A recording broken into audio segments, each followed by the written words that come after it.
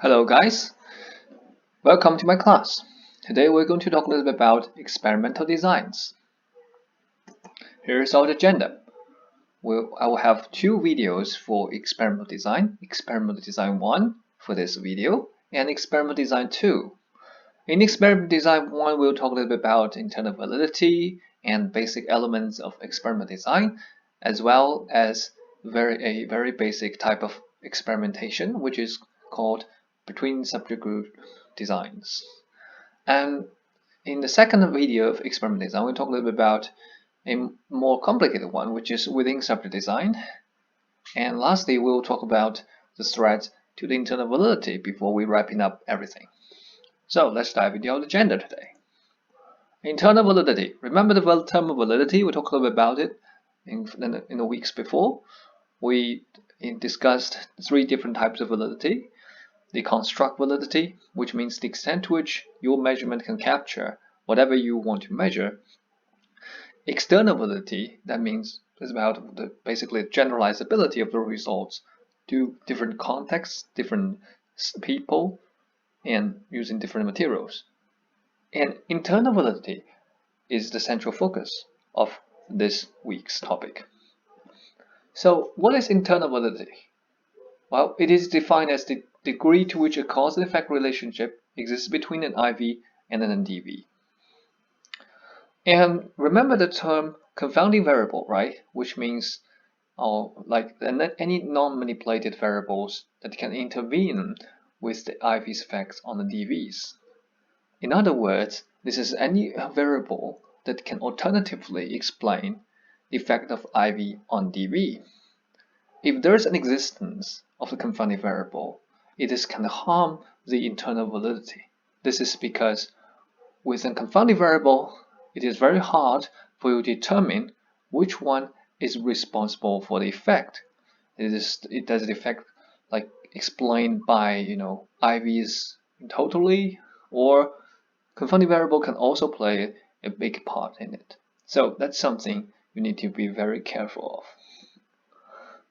Just give you an example about an experiment, which would also be used in the following slides as well, hopefully.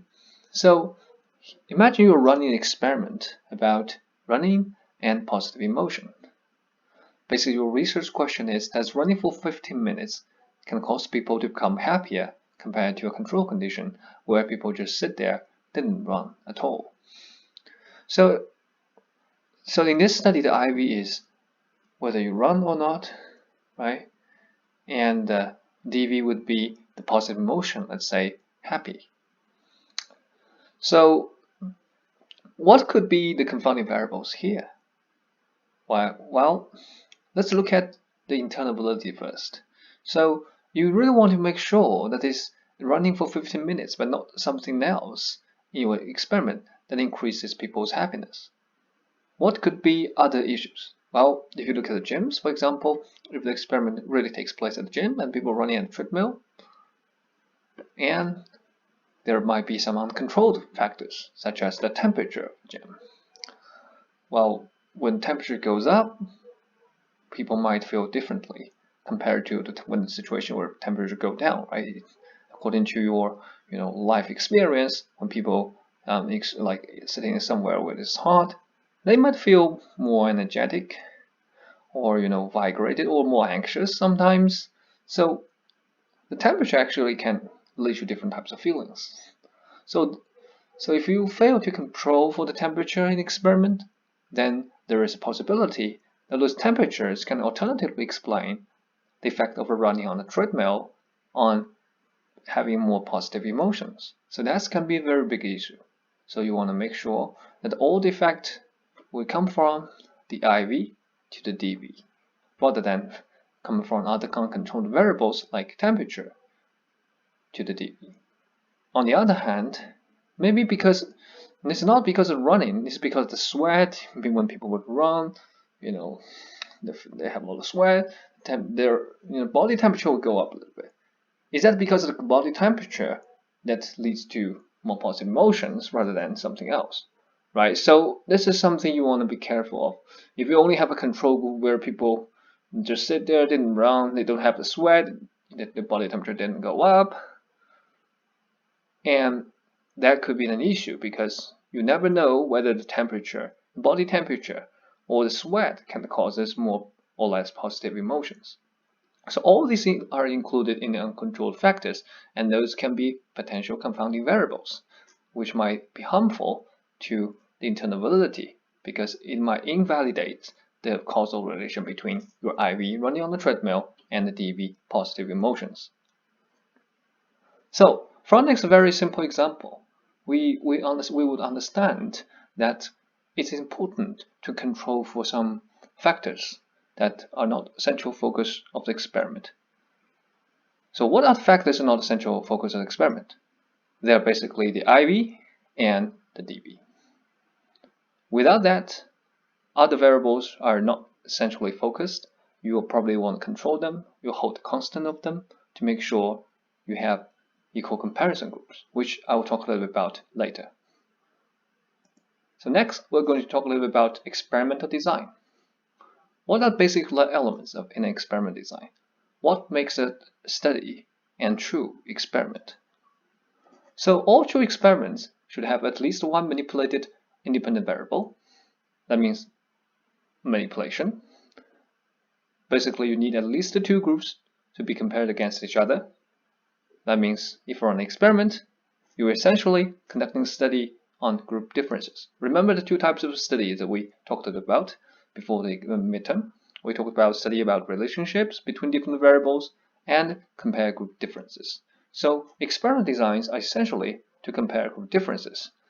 And these groups differ in terms of whether they have manipulations or no manipulations, or whether they have different levels of manipulations. So since you've got a lot of different groups, you need definitely make sure you have random assignment. So you will be randomly assign participants into different groups. So everyone as a participant will have equal likelihood to be assigned to all the groups that are available in an experiment. The reason why we should have random assignment is to control for other factors so that reside in the participant. Let's say we have 25 males and 25 females, and if you didn't do random assignment, let's say all the males go to manipulation group, all the females go to the control group, right? So if that's the case, at the end of the day, people might argue, oh, it might be not because of the manipulation that causes any effect in the DV. It might be because the gender, because in a manipulation group, there's all like guys, while in the control group, there's all just girls. There's no guy over there. It might be just a pure gender difference. So you definitely need a random assignment to make sure the two groups are equal in many ways, and to make sure these groups are comparable. So you're going to hold constant and control for the potential confounding variables that are associated with the participants themselves. So random assignment is a very important issue. It essentially to make the groups that you compare to be equal to each other, but the manipulation. Then again, you want to make sure the only thing that differ the groups you compare in experiment would be the manipulations. Whether you have manipulations or not have manipulations, or having different levels of manipulations. Lastly, a true experiment definitely needs an independent variable.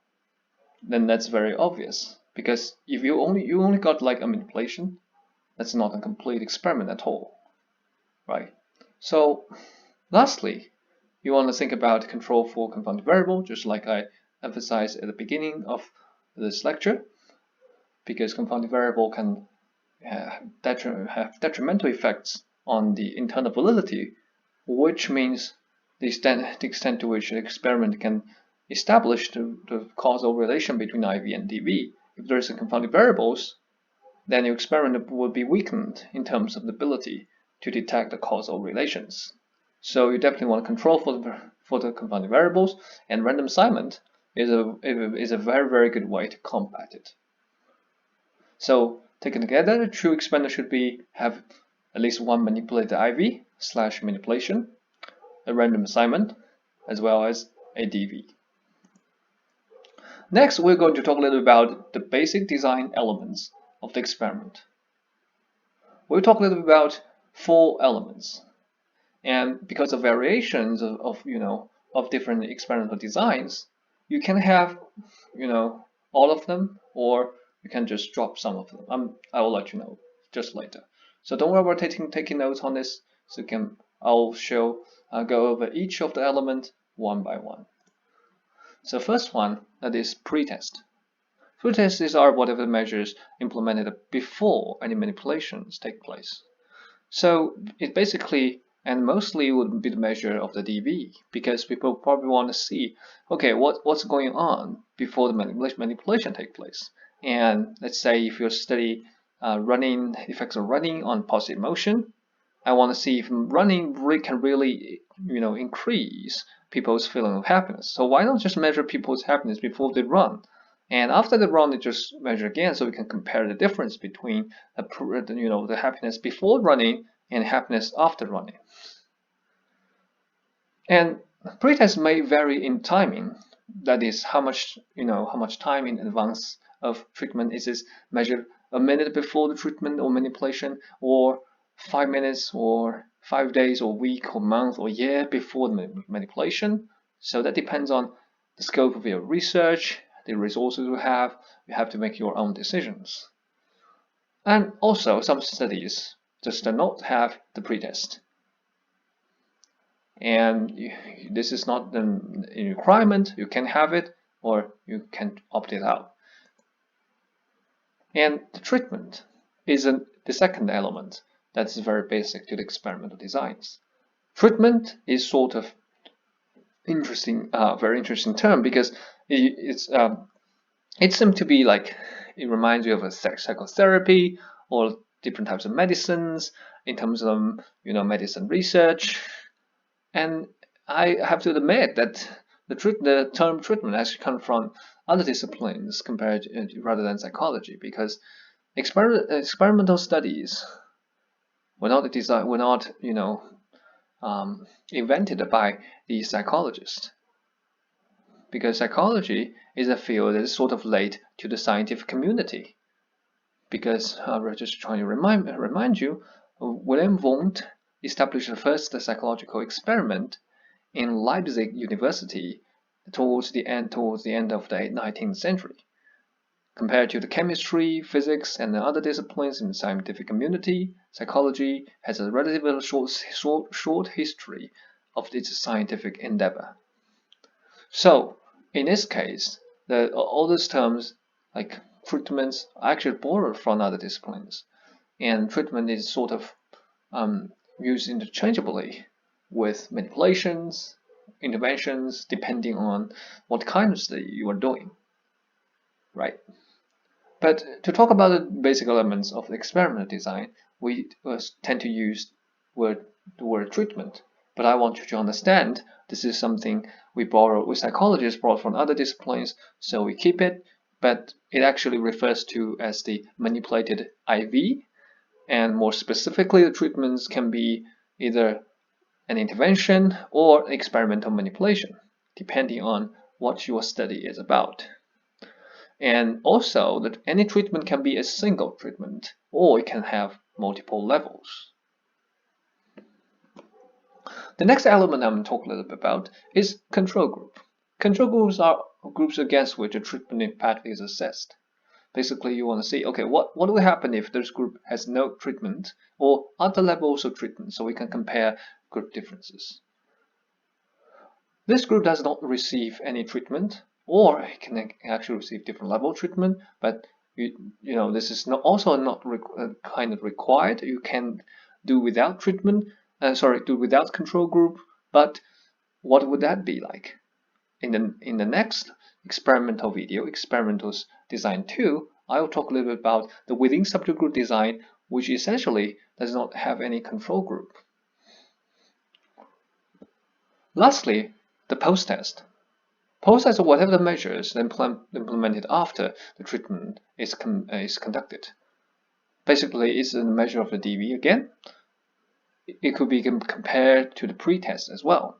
And also, just like pretest, post-test may vary in terms of timing. Let's say how far after the treatment. Let's say You want to measure the DV 5 minutes after that, 10 minutes after that, or half an hour after that. This just depends on your scope of the research and your goals. And next, we talk the post-test can vary in terms of numbers. You can have multiple post-tests. You have 3, 4, 5. You can measure things over and over again to see the patterns of a change. Or you can just have a one-time shot. All this depends upon your research question. So, taken together, we have 4 elements: pre-test, treatment, control group, and post-test. So here is the kind of steps in a classic true experimental design. So this is basically what you would do if you're running a very classic, very simple true experimental design. First one is to just get a pool of participants, recruit them, remember the sampling method, the probability and the non-probability sampling.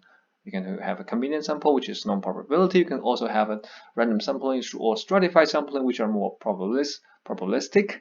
And so once you have the participants, just give them a pretest or don't give them pretest. But you definitely need to random assign them to a control or experimental group. And then after finish the treatment, you just give them the post-test on DV. You can give them multiple post-tests or just one-time shot.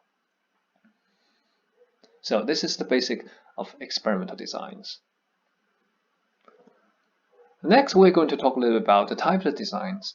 We have between subject designs and within subject design. Between subject design will be the focus of this video. And next video, we'll talk a little bit about the within subject designs, where participants are only exposed to all levels of manipulative IV. In contrast, between subject group designs is very different, because each of the participants will be only exposed to one level of the manipulative IV.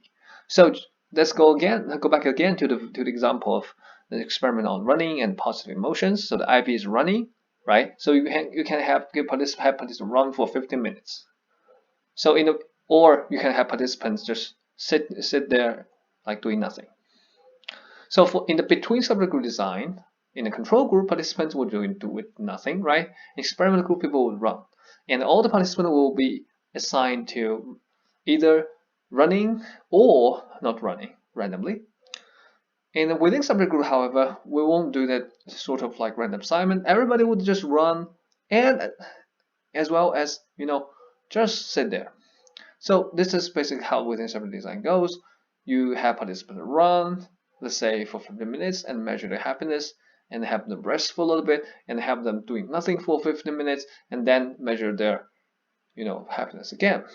And you might have another group that's just have participants just sit there doing nothing for 15 minutes or measure their happiness, and have the same participants run for 15 minutes, and after that measure their happiness again. So you essentially have 2 groups with different orders of the the IVs: running first, rest second. Running first, doing nothing second, doing nothing first, running the second. In that case, you have essentially 2 groups, and you don't have control group because all the participants assigned or exposed to all levels of the manipulative IV, which is running versus doing nothing. In that case, you just random assign participant to 2 orders of this presentation of the IV. So we'll talk a little bit about the within subject design in a minute. In the next video, but we'll dive into the between subject design in this video. So between subject designs, any independent variable of the between subject designs are manipulated using different participants. Each participant is only used once. Remember that. All participants are going to be assigned to either the experimental group or the control group, or different levels of manipulations depending on the specific design of your experiment is. So if you want to have a between subject design, you definitely need the following 3 things. First one is randomization / random assignment. That means participants are going to be random assigned to 2 groups, different groups, right? And manipulated IV, again, some manipulation. And lastly, at least 2 groups. So you definitely need one comparison group at least if you have 1 IV. So 1 comparison or control group, and have 1 experimental group that participant will receive the manipulations. Lastly, there are actually 4 possible between subject designs, and I'll walk you through them one by one. And I'll start from the easiest between subject design first. So the easiest between subject design, post-test only design, where participants are going to be randomly assigned to treatment versus control group, and then they will receive the post-test of their DVs. So look at those letters here. So R means random assignment, X means treatment, and O means observations or measurement. So it means any measures you did, or the post-test, or it could be pre-test as well, because both pre-test and post-test are what we call measurement or observations. So by the way, these terms are also borrowed from other disciplines, so they might not seem to be consistent with what we used to in psychology, but still you want to make sure that X is kind of like treatment, R means randomization, O means the tests, the measurements we have. It could be in post-test or pre-test, depending on where those measurements are. But here is a very simple design. So one example would be, let's say you want to study different types of videos effect on donate behavior. You hypothesize that according to literature, maybe people who watched empathy video tend to donate more money compared to those people just did not watch any video. So you random assign participants to let's say watch an empathy video that make them increase the feeling of empathy, or participants are going to watch like no video, just see the blank computer screen, just tell them, sorry, the computer has just dead, so we please wait for a little bit.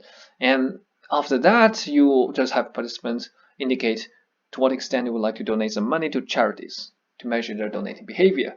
So you have 2 groups to compare with: one, no video as a control group, empathy as an experiment group. Next, we're going to talk a little bit about the pretest post-test designs, where you got both pretest and post-test. So again, you have a sample participant, random assign them to 2 conditions. But before they receive treatment or control, they have their DV measured as a pretest. You want to see the baseline level of the DV, right? What is going on before the experiment. And after that, you just give participants either treatment or a control condition, nothing going on, as a comparison group. Lastly, you just give participants a measure of the DV again to see if there is an effect from the treatment on the DV. So here in this sample, you would expect if the treatment would be effective as we predicted, then you can see a change from the pretest of the DV here to between this DV and this one. So you will see pretest post-test difference in the treatment group, but since the control group are kind of seen as a comparison group, there shouldn't be any huge effect at all. Then you probably will just found no significant difference between the pretest and post-test in a control group. And here you probably would see a difference between the post-test score between the experimental group and the control group as well, because assuming the treatment has an effect, this thing should change, go up or to go down, but this should hold constant because you essentially did nothing to it. So this is logic of the pretest post-test design. Let's give you an example. So let's say you want to study how different types of videos can change the influence or increase or decrease people's feeling of self-esteem. So you reviewed literature and found that when people are in a sad mood, they tend to have lowered their self-esteem. So if you want to test a hypotheses, then you want to run a study, right? So you design a pretest post-test study where you have participants indicate their self-esteem before they were given the treatment versus control condition. So after that, responding to the pretest of self-esteem, participants were either watch the sad video or they just sit there and told, okay, sorry, the computer screen just died, so we cannot show you the video, and they're just doing nothing. After that, all the participants indicated their self-esteem again. So if the sad video can really decrease self-esteem, then you probably will see the score of the post-test would be lower than pretest in a set video condition. However, since the participant didn't watch any video, their self-esteem should hold constant in a control condition.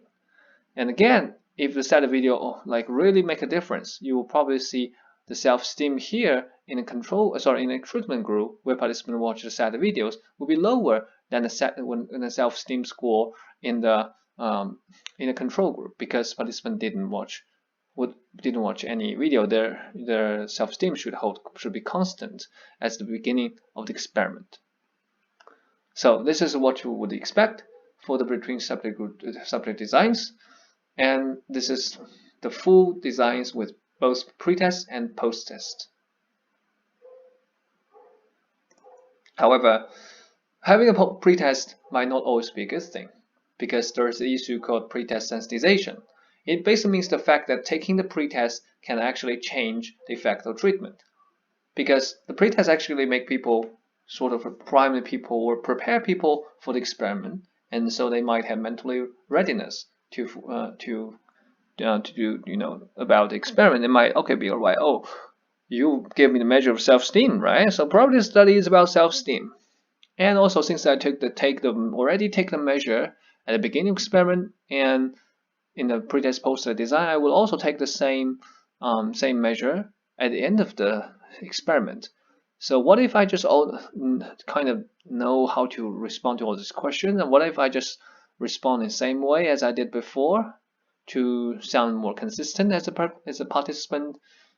So pretest might actually change the effect of the treatment, and this is kind of very harmful for the internal validity as well, because if you give the pretest, it actually can add another influence or effect to the DV as well. The mere existence of the pretest can have an effect on the DV in addition to the treatment or the IV. So if you are using pretest sensitization, you essentially add one more confounding variable, which is having a pretest that might alternatively explain what is going on in the post-test, which would be essential focus of a study, right? So due to the pretest sensitization, the treatment may seem to be more or less effective than without the pretest. If that is the case, then you definitely want to think twice before using the pretest sensitization, or you want to make sure that participant will have really long time, they'll spend a long time before they given pretest and the treatment, such that they might forget about what is going on at the beginning of the study. Let's say you can give them different types of tasks, like filler tasks. Some have them calculate different, let's say, math formulas, or do a lot of math, or just give them some other irrelevant information to the experiment to distract their attention from the pretest. So they won't really think about the pretest, so such that they can reduce the effect of pretest sensitization, such that the treatment might remain its effectiveness. So pretest sensitization is something that you want to consider very carefully before you design pretest and post-test design. Although this is a very good design, since you can have a sense of baseline level of the DV before participants really receive their treatment or control condition. Next, we're going to talk about another issue that between subject design might have, which is the participant variables. Like I said before, remember this example about boys and girls in a study. Let's use that example again. So we have 50 participants. 25 of them are girls and 25 of them are boys. So you probably want to assign, participants randomly to different groups. Let's say treatment group and control group. If you do random assignment, there is a possibility that 25 participants, 25 girls, would end up being in, let's say, the treatment group, while 25 boys might end up in the control group. If that's the case, both groups, so the two groups would differ in the following two things. First one is, in a control group, participant will not receive any manipulation, right, compared to the treatment group. Second is, there will be a gender variable. because everybody in the control group share the same gender, being male, while everybody in the treatment group sharing the same gender, being female. So essentially, you can add one more gender factor or variable to the experiment you're trying to run. And that could be harmful for your experiment because it brings into the experiment another variable that you didn't really manipulate and it's just happened being there. And that might alternatively explain the effect of IV, which was manipulative IV, on the DV. And in this example, that would be the gender, because two groups are different in both gender and whether or not they have treatment. In order for you to run a true experiment, you want to make sure that the groups that you're comparing with in experimental design only differ in terms of the manipulations. You want to make sure they are the same, but the manipulations. So that's why we need to think about an important thing, and there's one solution for it, is to have matched pairs. Basically, participants are assigned to conditions based on the participant variable. So how should I do it? So let's go back to the example of 50 participants again. So when you have a 50 participant, you just pull them out. Okay, have them come out and randomly pick a boy and randomly pick a girl, and they will be assigned to as a pair. And for this pair of participants, you just randomly assign them to either treatment condition or control conditions. Then you do 25 times because you have 50 participants, right? So you'll have 25 pairs of boys and girls, and each of the pair will be randomly assigned to treatment and control group. So you can match the gender in both groups. In addition to gender, you can match variables like ages, like sexual orientations, race and ethnicities, and all kinds of participant variables. The reason why we're doing match pair is to make sure that we have equal group before random assignment to the treatment conditions. And it can give us a lot of control for the confounding variables like gender, ages, and so forth. But since you already have pairs, it's although each pair has the same probability of being assigned to treatment versus control group, that does not mean that individual participants are given the same probability to be assigned to control or treatment groups. So this is this kind of thing you want to keep in mind with. But match pair does a really good job to control for confounding variables. So this is basically how it goes. You have a sample, you match participants. Let's do a pair. They have the same gender. Sorry, they have this is a boy, this is a girl, right? And you just put them into different. You just put them into treatment or control conditions. Or if you have like 4 types of racial and ethnicity group, you can have 4 participants coming here, right? 4 of them, and to assign them randomly to treatment and control group. So this is how the match pair goes. And another example would be you might want to study a kind of heart meds on blood pressure. You might just worry about whether people are smoking or non-smokers might have different reactions to the heart meds, which might influence its effect on the blood pressure. So what you want to do basically is to you can do match pairs. You just pair participants. Let's say we have a pair of a smoker and a non-smoker, 2 guys or 2 persons, and then you randomly pair participants to either receive heart meds or nothing, or like placebos, and then you measure their blood pressure after they taking the meds. So this is how the match pair would go. So this is a check question. With a partner or just with yourself, please just discuss the type of design. This is depicted in the following hypothetical research studies. So just trying to remind you, M means match the pairs, and R means random assignment, X means treatment, O means the measures. So if the measures happen after the treatment, that will be post-test. If measures happen before the treatment, that will be pretest. So just think about what these designs are, and hopefully you can write down your own understanding of the between subject group designs, so you will be able to figure out how to use those letters to draw a diagram for, let's say, poster only design, pretest posters design, or match pair designs. Alright, so this is all about today's lecture on experimental design 1. These are the answers, and you can look at them later. And this is another check question.